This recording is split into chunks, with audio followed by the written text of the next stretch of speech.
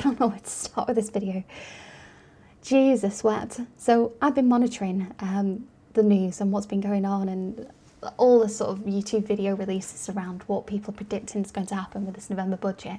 But I'm going to have a look at some of these videos with you today and break it down. But let's just summarise what's going on at the minute. So basically, Chancellor Rachel Reeves said she won't raise taxes on ordinary working class people. And that sounds great, you know, a government that finally gets what people are feeling and the cost of living and rent, bills, etc. But here's the twist that no one's really spelling out. She doesn't need to raise those headline taxes to take more of your money. Basically, we're looking at stealth taxes here, so where the numbers stay the same, but basically the rules quietly shift. So let's take a look at this first video. Right now, you don't have to register for VAT until you hit 90,000 turnover. Imagine chopping that threshold down to 30,000. So what does that mean if they actually go ahead and do that? Well, God, it's basically going to affect tens of thousands of freelancers, tradespeople, hairdressers, taxi drivers, local shop owners, because it means either the services become more expensive, which then hits you, the working class people, because it's going to cost you more to hire a taxi, it's going to cost you more to go to the hairdressers, etc., because their only option is to raise their prices or to then lose 16% of their income by not raising the prices and just absorbing the VAT. So again, it's going to affect normal working people because those people who are working, the taxi drivers, the hairdressers, are normal working people. So not only does it affect them in their business, but it also affects you because it's going to drive up the cost of living yet again.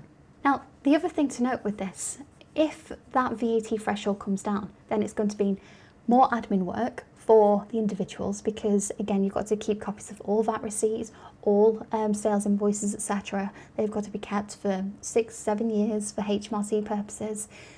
They're also going to have to start using a piece of software. They're also going to have to, in the future, something that we've not even mentioned yet is MTD, ITSA. So that's coming into effect, which will mean quarterly VAT return submissions online, so no longer paper formats. So on top of all of that, again, where are these business owners, these small business owners, going to find the time to do that?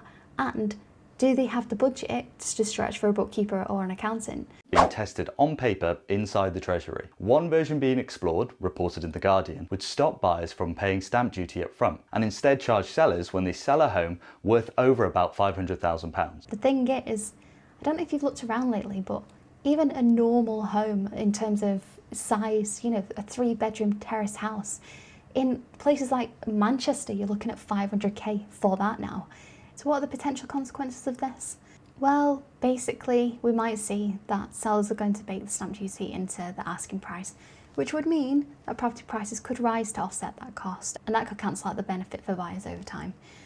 So basically, you might see a spike in housing transactions as more people rush to sell before this comes into effect, and estate agents and conveyancers are going to love it, and the market will probably feel alive again for a little while.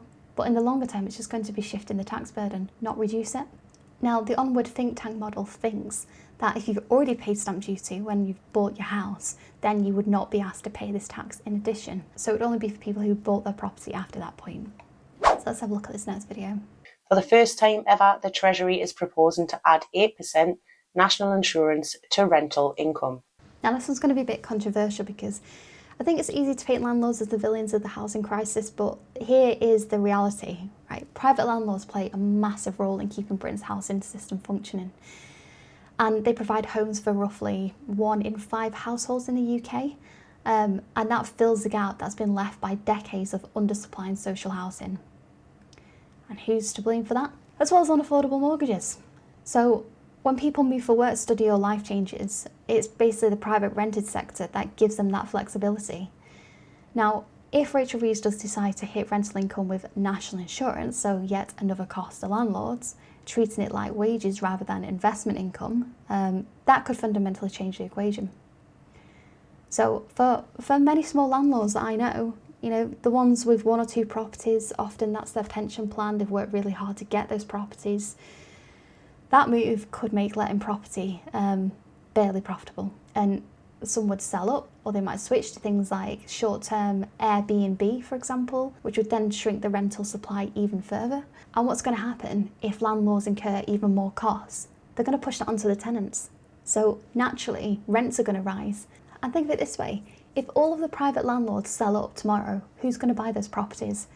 Big corporations. And are they going to provide the same level of service as those small landlords?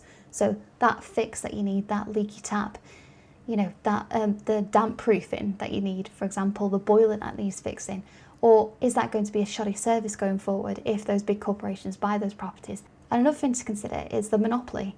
So if the big corporations do buy all of the properties, then they've got the monopoly on the level of rent. And recommended Labour remove VAT exemptions for essentials like food, health insurance and children's clothes. So what this means in English is basically you've got certain things, like certain foods, certain children's clothing that doesn't have any VAT on. So it costs you a certain amount at the moment. Let's say it costs you £100 for clothing. If they remove that VAT exemption, it means that tomorrow that could cost you £120. So they're not technically raising VAT thresholds, they're just simply removing VAT exemptions from certain foods and clothing, etc. But what it means is that your normal everyday things are going to cost you more. Again, hitting the normal working people. So let's have a look at the next video. Rachel Reeves is considering a tax change, but at the very least start taxing the presents that parents give to their children or grandparents give to their grandchildren. So at the moment, you can gift essentially up to £3,000 annually to your children, to your grandchildren, etc. And what this proposal is saying is that they're going to either reduce that or remove that. And there's another one, I don't know if I can find it in here. And inheritance tax crackdown. Now let's talk about inheritance. Reeves wants to tighten what she calls the loopholes of privilege by capping lifetime gifts and extending the 7-year rule to 10 years. If taper relief is... Right, so what that means is, at this moment in time, that if you gift money or you gift an asset, for example, to a family member, and you die within that 7-year window, then the gift is added back to your estate, and that could be taxed at up to 40% under inheritance tax rules. So there is a sliding scale called taper relief, so the closer you get to the 7 years, the smaller the tax bill, but it's not fully exempt until you pass that 7-year mark. But what Reeves is trying to do is extend that rule to 10 years. So that would mean that families need to plan gifts even earlier or risk dragging most of their estate into the tax net. And in today's housing market, where basically even an average home can break 325k, which is the tax-free threshold before the supplies, that could mean that many normal working people owe thousands of pounds with this inheritance tax shake-up. So let's look at the next one. So this is one that's going to affect everybody. So let's have a look. Cut national insurance by 2p, then hike income tax by 2p to balance it out. Yeah. Sounds great on paper, doesn't it? But it ain't gonna balance it out, is it? Because there's certain people that don't pay national insurance. So like the landlords and people who take dividends, for example. So they're not loopholes, they're tax efficient ways to take money out of companies. So again, they're not gonna be raising taxes by doing this. So they're not raising those threshold rates or, you know, the big headline figures, but they are making thousands more people pay even more tax. Let's have a look at this next one. And they're also looking at pensions. They're looking at cutting the pension tax-free lump sum. So what does that mean? Basically right now, when you reach retirement age and you start withdrawing from your pension, you're allowed to take 25% of that pension tax-free. So the full 25%. So let's say that you've got 100k in there, you could take £25,000 tax-free lump sum at the minute. Basically, if they withdraw that or they reduce that, let's say they drop it to 20%, then that's 5k less in your pocket immediately, just like that. So multiply this across millions of pensioners and it's a stealth tax hike worth billions without touching income tax rates. So again, not raising any headline thresholds, but again, going to hit the working class person. So if you worked your entire life to put towards a pension, and then all of a sudden that's not worth as much as it was because you're paying additional tax. Let's have a look at this last one. Salary sacrifice has been one of the neatest tax hacks left in the system. You swap part of your salary before tax, you pay less income tax, less national insurance, and your employer saves too. Everyone's happy. So let's just imagine a situation where you're working really hard and again you've just passed an exam, maybe you've passed a professional qualification and you receive a better salary. And in that better salary, you choose salary sacrifice. So you're choosing maybe a company car, maybe cycle to work, maybe even pension contributions. So you're taking those benefits before tax is applied, essentially. So the end result is you pay less tax, less NI. So if they scrap those schemes or they look to reduce them, then again, you're going to be paying more NI, more tax. So yes, that's going to affect possibly higher earners, but when we're saying higher earners, you don't need to be making a fortune to be a higher earner. A higher earner in the UK is somebody who earns over £50,250 a year.